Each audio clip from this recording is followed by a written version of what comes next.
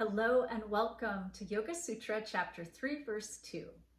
My name is Sylvia Mordini and I'm the founder of Life Inspired and Alchemy of Yoga. It's my pleasure to introduce you to this sutra and take a deeper dive into understanding what is meditation as the sutra defines.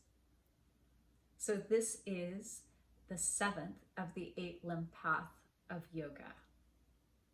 And most translations would simply say that this sutra is meditation, whereas the previous sutra was concentration.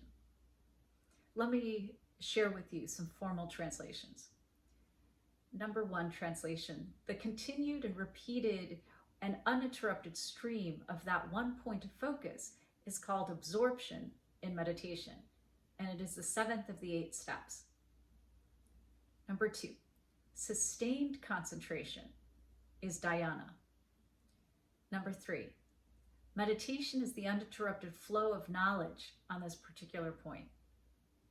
Number 4, the repeated continuation or uninterrupted stream of that one point of focus is called absorption in meditation.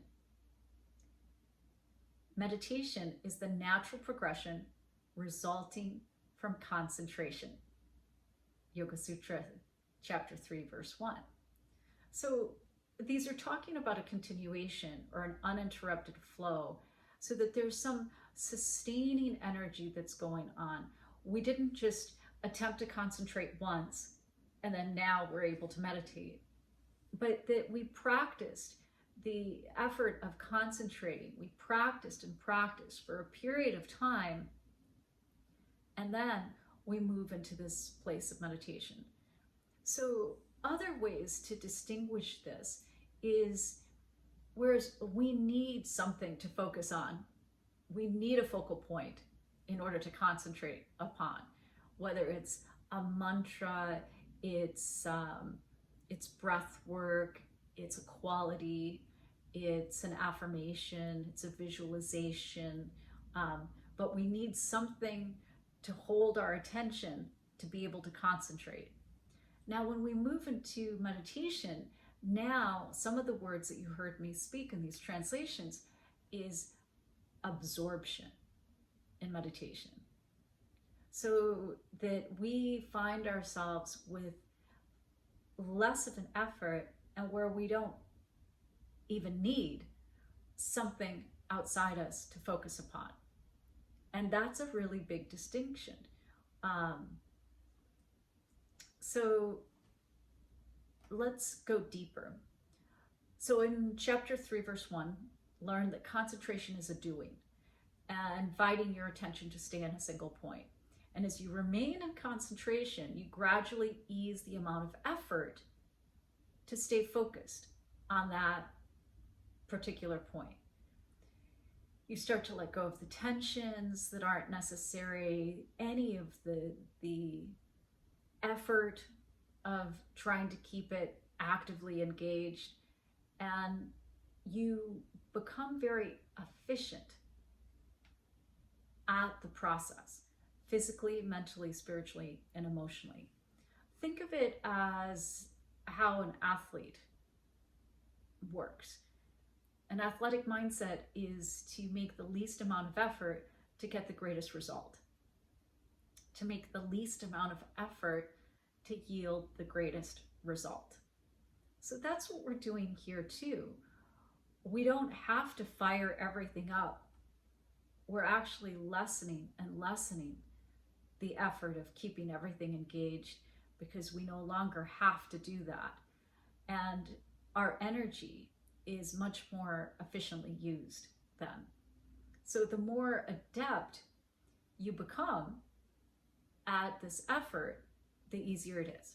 So let me take the example of riding a bike.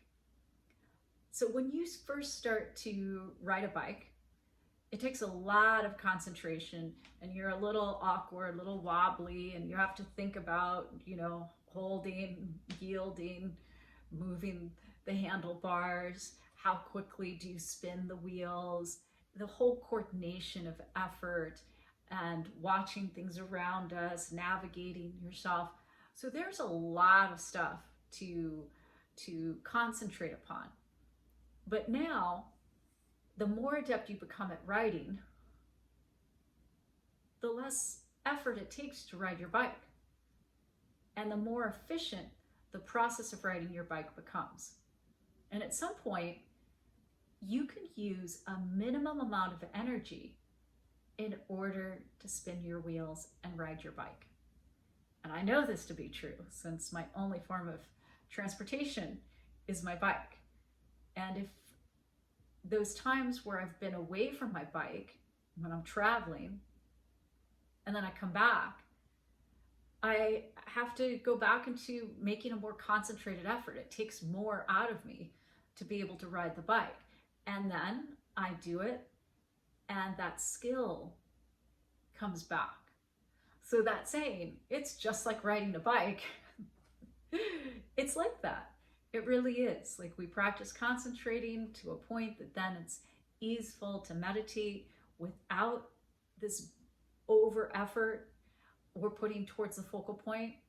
And then if we stop meditating, when we come back to it, we may have to again utilize the previous sutra to practice concentrating. And then it becomes more effortless again. We have more ease, in other words. And the next key point is that meditation is a skill, just like anything else, and it requires deliberate practice. What you're good at, you get better at, and the same goes with meditation. And it's more productive to practice meditation, detaching and releasing the physical, mental, emotional gripping than to try to sit and solve all the things that may be coming up in your mind when you meditate. Do not engage. Do not engage. It's just information, whatever you have to do, but just let it be. Just let what is occurring in the mind take place without engagement and wasting any energy. So how to practice? Well, one of the traditional meditation techniques is called japa. It's one of the most ancient as well, which means repeating a mantra or a passage from a sacred text or the name of an archetype, you know. And in Sutras chapter 1, verse 27 and chapter 1, verse 28, one way of practicing japa was introduced when talking about Om as a key to align with the divine, and chanting it aloud, so that you can hear yourself chanting, and gradually decreasing the volume of the sound so that the chant becomes a whisper. And then eventually from the whisper, it turns into an internal silent Om. You're still doing it, but without sound. Not loud, not a whisper, it's just internal. And even if the chant is silent, it may be possible to change the level of the silent chant inside, you know, making it more or less subtle. But attention remains focused on the subtlest version of the chant until it's possible to have the faintest connection to even the silent whispering of the chant, of the mantra. And attention remains focused so that you begin to make such an effortless effort. And this effortless effort is known as a japa japa, because then it sounds like it's an echo. It's not you initiating the sound, but it's an echo of the mantra. And it's just there. It's just there. And then you've merged with all of it. You are now in a state of being. Concentration is a doing, meditation is a being state. And that's one of the key differences. And at that level of practice, the intention is just to keep it so subtle and just with almost no effort. And when distractions occur, they don't impact you because you're so merged into this deeper place. And if you get distracted outwardly, you're more able to come back in more quickly into the deepest place so that you can come back to this point of presence. So the more you practice meditation, then you start at that deepest place and then you go deeper and deeper and deeper. And the echo, the ajapa japa, is just such a beautiful experience of what occurs. And this is where you can just sit. Now, for a while, and I used to say this all the time, my meditations are loud so that my life can be peaceful. I meditate every morning in bed because my mind is more quiet in that liminal period from like asleep to waking up. And I go into that place very quickly. I drop into the echo. And from there, it starts to get easier to not have them be so loud. But if I notice that my meditations are really loud, there's a lot of turbulence happening, I'm not judging that. I'm just noticing it and then moving it more inwards.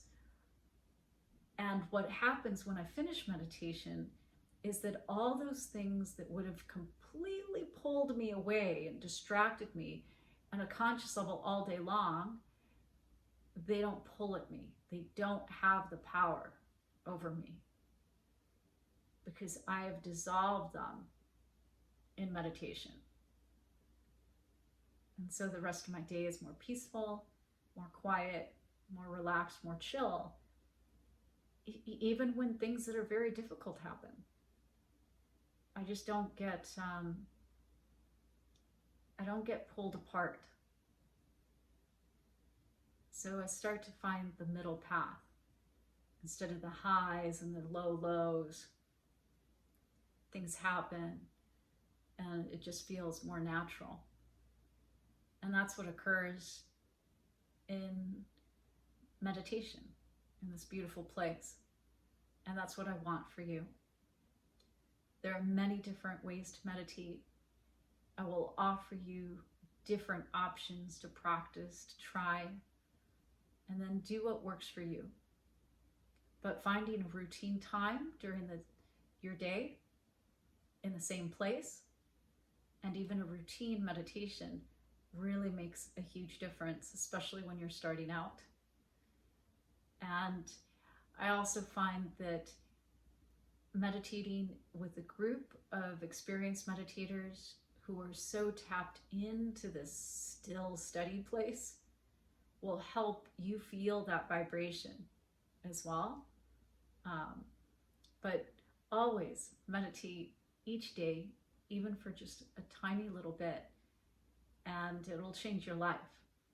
For I'm a fan of always saying that in yoga, the asana is the slow way to samadhi, to enlightenment, to transcendence. Slow. It will happen with a long time.